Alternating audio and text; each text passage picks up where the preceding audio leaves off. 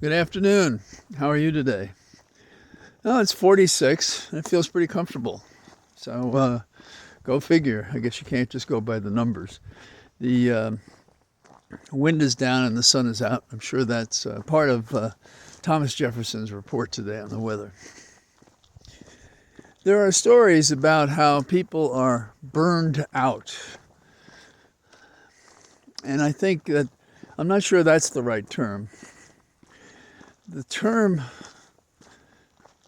that we're looking is what satisfies a condition in which we feel that the misconduct of Trump is relentless and never quite satisfactorily dealt with in the fashion that we believe is the American way.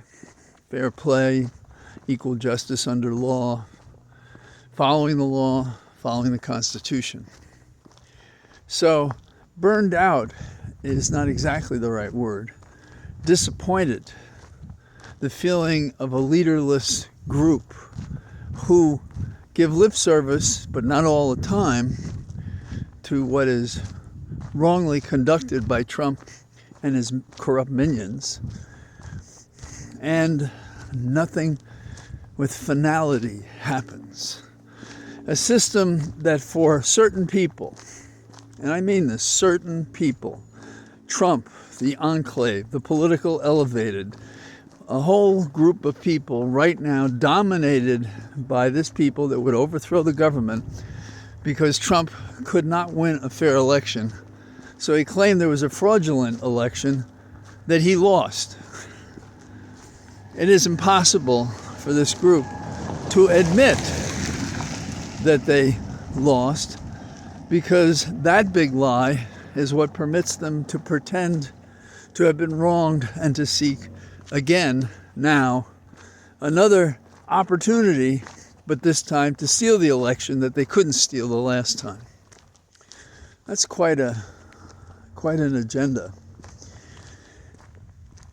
There have been times, well, as I say that, times that try men's souls.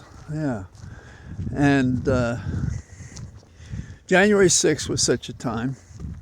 I was on the Hill when September 11th happened. And permit me to revisit that for a few moments. This disaster supposedly had forebodings that it was coming, and we didn't act. Number one, passive again. We discredited the report of a female FBI agent that seemed to encompass what 9/11 was going to be. Now, on 9/11, I was leaving my daughter off in D.C. at a class, and I was in the part of the town that took me past the Lincoln Memorial, and as I was approaching it to the south and the east of where I was located, there were huge mushroom clouds, but they were composed of dirt. And they popped up in the air. And I called my office. I was chief of staff and special counsel in Zoe Lofgren's office. And I said, "What's going on?" And for a change, they did not have every TV in the office on, myself included when I was there. And so they said there was an explosion in Northern Virginia. And I said there's something really huge. Well, in a few minutes, we knew that New York had been attacked and that the Pentagon had been attacked, which is what I was seeing. And I drove to the Capitol, and I had a parking space in a lower level. But I was the one car going down into the lot while cars were pouring out of the congressional office buildings. My office at the time was in the Cannon House office building. And so I'm walking toward my office, and everybody's coming toward me, leaving. When I got to the office, Everybody greeted me at the door. And they had eyes as wide as saucers. And they said, some people say we should evacuate. What should we do? And it was clear that that was the only thing they could or would do. And I said, well, you're free to leave if you want, but the city's going to be crowded. You might just as well go down the street to the local restaurant and get a drink. So they piled out and I went into my office. Then somebody came back and said, why are you here? And I said, because I think we really should be manning the ship, manning and womaning, staffing the ship. We shouldn't be giving up. It seems to me the terrorists have already won when I see on the TV people emptying government buildings. I said, I'm in the Cannon House office building. No one's going to fly a plane into the Cannon House office building. And I don't know that anyone's going to fly one into the Capitol. But we can't be of the school that the sky is falling. And members of Congress didn't come to the Hill. And so that evening, when there was an all clear, they stood outside of the Capitol and they sang a patriotic ditty, and then they disappeared. Land of the free, home of the brave. And then some seized the opportunity to write a repressive measure into law. And the night that they were going to do that, I took a run from the Hill up to the reflecting pool, up to the Lincoln Memorial. And there were a lot of people standing around there with candles, and they were talking about what America should do. At the other end of the avenue, there was the Congress, afraid to do anything. And I found myself in the days after that advising older men and women how to deal with the crisis of 9/11. And it was the resolve to go forward, the resolve to find out what happened, the resolve to act accordingly, or to lay down immobile and to fail to meet the challenge. Things in a lifetime, putting aside anything as large as 9/11 or January 6th, they test us in various ways. You know, we think of health, but we think of career and funds and what can happen to children and what things matter to us around us. Like I'm walking on a road that some people would like to pave because they don't appreciate the value of being able to have a nature that is not offended and constrained by people doing reckless things. So here we are, and the newspapers are saying people are burned out, or they have rage.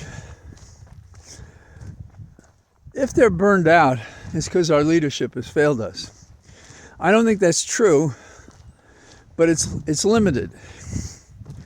We have leaders who are prosecutors who have put their shoulder to the grindstone, and they are pushing. We have judges that won't be put down, and they're holding ground. There are citizens, Republicans included, who are speaking out against Trump. We are winning battles in court that constrain his ability to have the funds himself to continue his reckless and illegal campaign against the country that he would seek to lead. We have 4 prosecutions. Trump will be convicted before the election unless we allow people to get in the way. We have a Supreme Court we cannot trust, but we have judges in the other courts that we can trust. So, burned out is the word for listening to people talk about the news, wring their hands, beat their chest, and do nothing about it. But we have others, and we have to be counted among those. And we're not in a position to have a platform that can move the earth. But if each of us sets our mind to vote, if each of us sets to know the facts, if each of us tells our friends and neighbors what we know. And I'm not saying anything special. And if you can do more, do more. Write letters to the editor. Support a candidate. If it's not too late, run for a local office. Because this election, it's like we have found a way to make this election more important than many others. No one can say that what happened in the Civil War was not significant, or the War of 1812, or the years when we were an unstable nation and didn't know if we could survive our own revolution and become a nation that others would have to respect and deal with and would want to. So, consider, we think of ourselves as militarily muscular. And I think we could have made a difference in eastern Ukraine if Congress had gotten off its ass and done its job, instead of playing politics with literally our foreign relations. When others depend on us and will or won't feel they can rely on us, how we conduct ourselves, even by the words that we use, because words do matter. I remember as a kid, because we got into so many fistfights as kids, sticks and stones will break your bones, but names will never hurt you. It's not true. It wasn't true when you were young, when the things were mostly harmless. And it's not true now, when people lie, mislead, dodge the truth, break the law, ignore the Constitution. We have all of those things. So let's look at what we're doing with the war, and this is according to CNN. A North Korean missile that itself was fired by Russia went into Ukraine, and this is the best part, that 75% of the components of that missile were from the United States. Now, was there a direct sale? I don't know. Is that something maybe Congress should look at? Oh, sure, except we'll be stepping on the toes of all those people who contribute to these people who pose as patriots when in fact they're traitors to us, to our allies, to good common sense, to soulful work, any of those. So, I get a kick out of the Supreme Court. What they do with one hand, does the other hand know? What they've done is those people, the Trump lawyers, who presented legal challenges alleging Biden had won the election fraudulently, Supreme Court decided they could be punished for that by the state or federal courts, wherever they had told these lies. Good. We see maybe some of the same things happening to the Republicans, who I believe are the primary motivators in this misconduct. When the Speaker of the House, a Republican, is worried about the white powder received in the mail, which, for all we know, is just white powder. We see the courts do strange things like Rudy can appeal, but he can't use his own money to challenge what's going on. That's in bankruptcy court. So that's a precedent that I don't like for Trump. And what we see is a distortion in the political firmament, in which up is down and down is up. There was a show years ago, a movie, in which the key player who's telling the truth about corruption in the New York Police Department is sitting there, and he's talking to his girlfriend, and he's saying, you know, it's like everybody goes to the fountain and drinks from it, and it's never right after that. And he hadn't drunk from that fountain, so he didn't see it or hear it the way they did, comfortable with their corruption. So Trump has set out a license to lie, a license to hurt, a license to choose power and domination over equality in a Republican form of government. So, I didn't have these thoughts until I started walking, but I guess they were in there. I don't know if you find it true, but I find sometimes if I have a difficult argument to consider or a problem to analyze, the fact that I've been working on it before I go to sleep, surprisingly, I wake up and it's been synthesized into, if not a solution, something closer to where I think something should end up. Our trouble here is that we have a lot of people sleeping on the job. I've made jokes about Methuselah Garland, and he lacks the wisdom. He's more like a Rip Van Winkle figure who's sleeping through these dangers.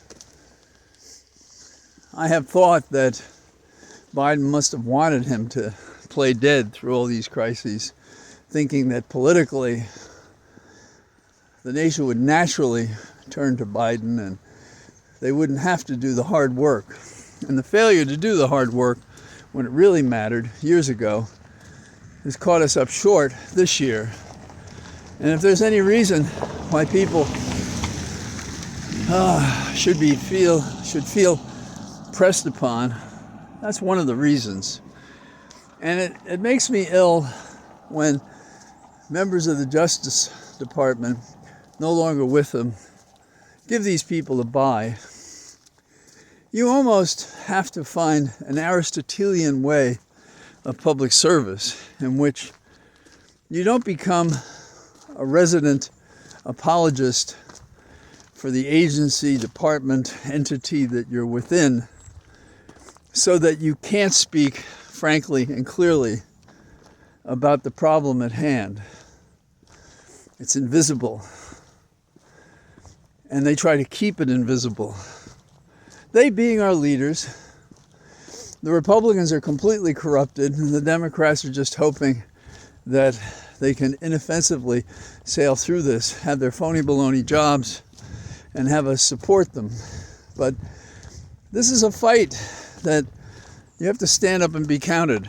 And too many are not standing up, and they're not counted, and they're not saying what's necessary.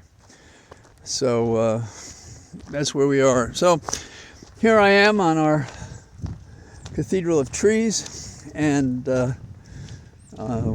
tomorrow Holly has tests at the hospital. So if I get back in daylight, I'll be talking. So have a good day, and I'll talk to you tomorrow. Bye-bye.